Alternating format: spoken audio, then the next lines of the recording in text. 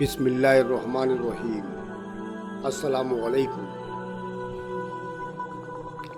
حسن بن صبا۔ ناظرین، تاریخ عالم میں بے شمار شخصیات ایسی گزری ہیں کہ جن کے کارناموں کی وجہ سے ان کا نام رہتی دنیا تک تا قیامت باقی رہے گا۔ ان لوگوں میں ایسے لوگ بھی شامل تھے جنہوں نے انسانیت کی خدمت کے لیے اور دین کی سربلندی کے لیے اپنی زندگی وقف کر دی۔ ان میں تمام انبیاء کرام، رسول، صدیقین، شہداء، بزرگان دین، خلفائے کرام، علماء کرام، سائنسدان اور دوسری شخصیات شامل ہیں۔ ان کو لوگ قیامت تک ان کے کارناموں کے باعث اچھے ناموں سے یاد رکھیں گے، جبکہ کچھ لوگ ایسے بھی گزرے ہیں جنہوں نے اس دنیا میں ایسے کارنامے سر انجام دیے جن کی وجہ سے یہ لوگ برے ناموں سے یاد رکھے جائیں گے۔ ان میں فرعون، نمرود، شداد، سامری، ابو جہل، ابو لہب، امیہ بن خلف وغیرہ شامل ہیں۔ ان برے لوگوں میں ایک نام حسن بن صبا کا بھی آتا ہے۔ اس نے دنیا کی تاریخ میں ایسے کارنامے انجام دیے کہ اس کا نام تاریخ میں سیاہی سے لکھا جاتا رہے گا۔ اس نے وہ کارنامے انجام دیے جن کو سن کر انسانیت کا سر شرم سے جھک جاتا ہے۔ حسن بن صبا وہ شخصیت ہے جو عالم اسلام کا سب سے بڑا دہشت گرد سمجھا جاتا ہے۔ اس نے ہزاروں مسلمانوں کو قتل کروایا۔ اس کے ماننے والوں کو فدائین یا صباحی کہا جاتا تھا۔ یہ اپنے زمانے کی ایک پراسرار شخصیت تھا۔ اس کا قصہ ہے تو بہت طویل، لیکن ہم اس کو مختصر طور پر اس طرح بیان کرنے کی کوشش کریں گے کہ کم سے کم وقت میں آپ لوگوں کو زیادہ سے زیادہ معلومات حاصل ہو جائیں۔ حسن بن صبا کا نام حسن اور اس کے والد کا نام علی تھا۔ ایران میں پیدا ہوا۔ یہ 11ویں صدی عیسوی کا زمانہ تھا۔ سلجوقی سلطنت کے حکمران اسلام کی سربلندی کے لیے کوششوں میں لگے ہوئے تھے۔ اس زمانے میں امام موافق کی درسگاہ ایک عظیم حیثیت رکھتی تھی۔ دنیا کے بہت سے لوگ اس درسگاہ سے فارغ التحصیل ہو کر دنیا میں نام کما گئے۔ اس درسگاہ میں 3 ہم عمر دوست بھی تھے جنہوں نے تاریخ اسلام میں ایک نمایاں مقام حاصل کیا۔ ان میں ایک لڑکے کا نام عمر تھا جو بعد میں جا کر عمر خیام بنا اور اپنی شاعری اور اپنے علوم کی وجہ سے دنیا میں بڑا مشہور ہوا۔ دوسرا حسن تھا جو بعد میں نظام الملوک طوسی بنا۔ اس نے اسلامی خدمات میں نمایاں خدمات انجام دی۔ مدرسہ نظامیہ اس کی یادگار ہے۔ تیسرے لڑکے کا نام حسن بن صبا تھا، لیکن اس نے اپنی ابلیسی سوچ اور اپنے سیاہ کارناموں کی وجہ سے اپنے وقت کے حکمرانوں کو ناک میں دم کر دیا۔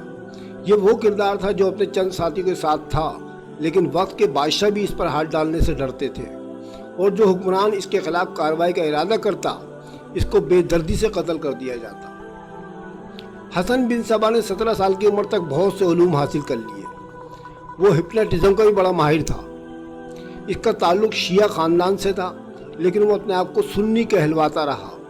اس نے ایک نئے فرقے کی بنیاد بھی رکھ دی اور خود کو اللہ کا ایلچی کہلوا کر لوگوں کو گمراہ اور اسلام کی بے قونی کرتا رہا۔ یہ کرامتیوں کے اس باطنی فرقے سے تعلق رکھتا تھا جو بظاہر تو اپنے آپ کو مسلمان کہتے تھے، لیکن در پردہ یہ لوگ اسلام کے سب سے بڑے دشمن تھے۔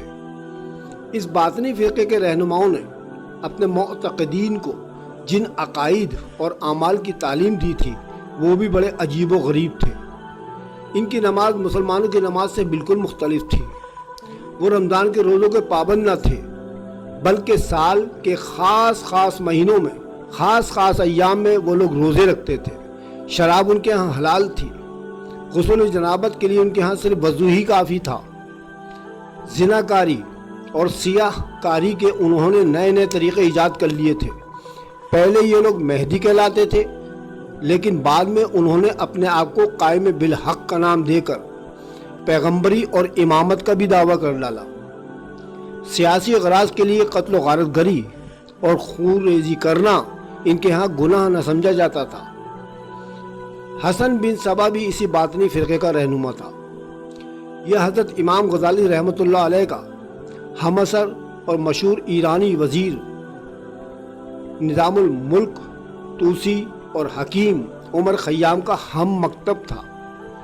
نظام الملک کی کوششوں سے یہ ایران کی سلطنت میں ایک اہم عہدے پر فائز بھی ہو گیا تھا، لیکن اپنی عیارانہ سرگرمیوں کی وجہ سے شاہ ایران ملک شاہ سلجوقی نے اس کو اس عہدے سے برطرف کر دیا، جس کی وجہ سے شاہ ایران اور وزیر اعظم کا دشمن بن گیا اور ان کے خلاف سازشیں کرتا رہتا تھا۔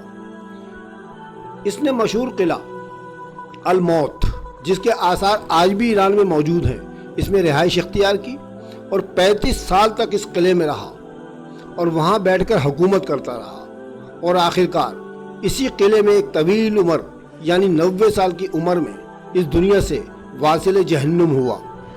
اس قلعے کے ارد گرد کا تمام علاقہ اس نے بزور بازو قبضہ کر لیا تھا۔ اس علاقے میں اس نے ایک جنت بھی تعمیر کرائی، جس میں اس نے دودھ، شہد کی نہریں بھی رکھی اور صاف پانی کے چشمے بھی۔ اس میں طرح طرح کے میوے بھی تھے۔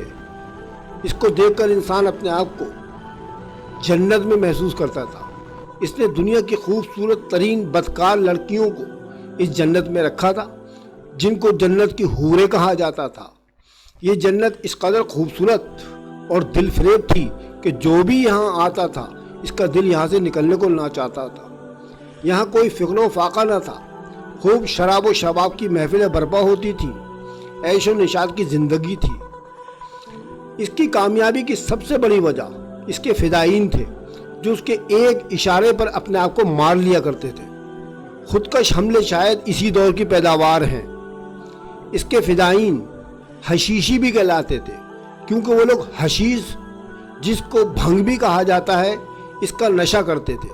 حشیش کو بطور نشہ اسی کے زمانے میں استعمال کیا گیا اور اس نے بھنگ سے بہترین کام لیا۔ حسن بن صبا اپنی جنت میں کچی عمر کے لڑکوں کو بلاتا تھا۔ ان لڑکوں کو جنت میں جانے سے پہلے بھنگ کا نشہ کرایا جاتا تھا۔ اس نشے سے انسان مدہوش ہو جاتا تھا، پھر اس کو جنت میں لے جایا جاتا تھا۔ اس کو ہر قسم کے عیش کے سامان مہیا کیے جاتے، فحاشائیں اس کی خدمت گزاری پر معمور ہوتی تھیں، عمدہ سے عمدہ غذا اور میوہ جات اس کو دے دی جاتے تھے، اور اس کو بھنگ کا نشہ کرا کر اس کو عادی بنایا جاتا تھا۔ جب وہ اس ماحول کا عادی ہو جاتا تو اس کو جنت سے نکال دیا جاتا۔ وہ آنکھ کھلنے پر اپنے آپ کو اس جنت میں نہ پاتا۔ وہ اس جنت میں جانے کے لیے ہر کام کرنے کے لیے تیار ہو جاتا۔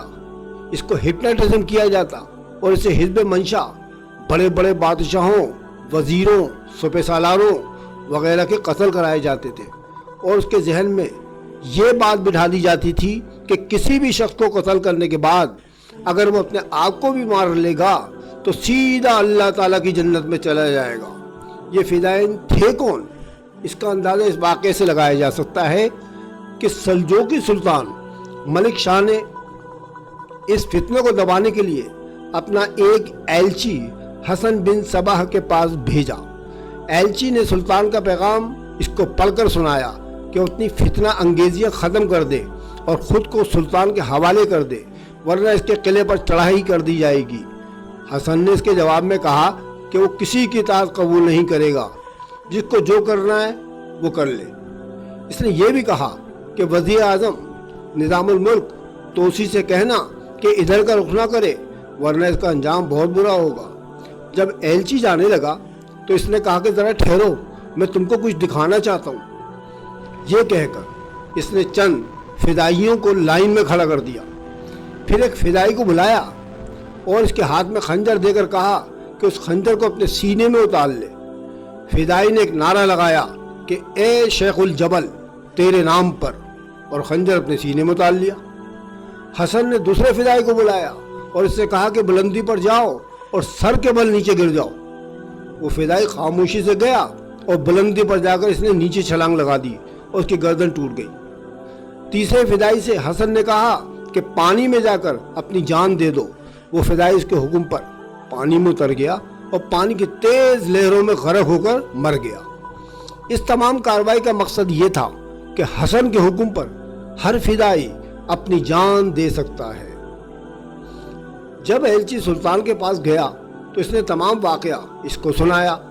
وزیر اعظم نظام الملک توسی نے سلطان سے کہا کہ وہ قلعہ الموت پر حملہ کر دے۔ چنانچہ سلطان نے اپنی فوجوں کو رخ قلعے کی طرف کر دیا۔ حسن بن صبا نے ایک فدائی کے ذریعے نظام الملک توسی کو قتل کروا دیا، پھر اس کے بعد سلطان ملک شاہ کو بھی قتل کرا دیا۔